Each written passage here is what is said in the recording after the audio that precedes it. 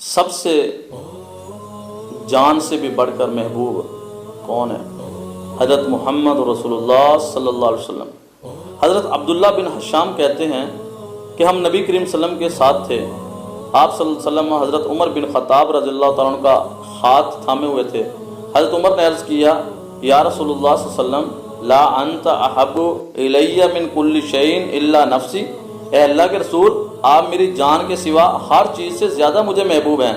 نبی کریم صلی اللہ علیہ وسلم نے فرمایا لا والذی نفسی بیدہ حتی اکون احب الیک من نفسی، نہیں، قسم ہے اس ذات کی جس کے ہاتھ میں میری جان ہے، یہاں تک کہ میں تیرے نزدیک تیری جان سے بھی زیادہ محبوب ہو جاؤں۔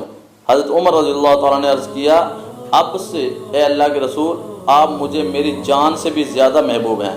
نبی کریم صلی اللہ علیہ وسلم نے فرمایا لا ان یا عمر، اب تمہارا ایمان مکمل ہوا اے عمر۔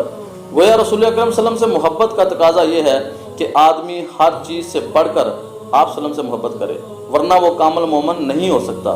حضرت انس بن مالک بیان کرتے ہیں کہ نبی کریم صلی اللہ علیہ وسلم نے ارشاد فرمایا لا یؤمن احدکم حتی اکون احب الیہ من والدہ ووالدہ والناس اجمعین، تم میں سے کوئی اس وقت تک کامل مومن نہیں ہو سکتا جب تک کہ میں اس کے والد اور اس کی اولاد اور تمام لوگوں سے بڑھ کر اس کو محبوب نہ ہو جاؤں۔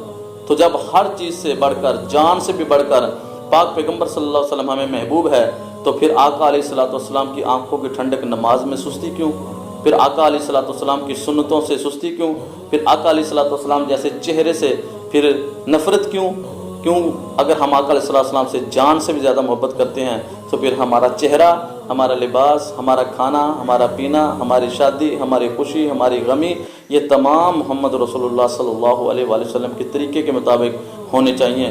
کیونکہ ہماری جان سے بھی زیادہ محبوب ہمیں محمد رسول اللہ صلی اللہ علیہ وآلہ وسلم ہیں۔ یہ جان آقا علیہ السلام کی نموز کے لیے، عزت کے لیے، پیار کے لیے، محبت کے لیے قربان ہو جائے تو اس سے بڑھ کر اور کوئی سودا نہیں ہو سکتا۔ اللہ ہمیں آقا علیہ السلام کی سچی اور پکی محبت عطا فرمائے۔ آمین۔ والسلام علیکم ورحمۃ اللہ۔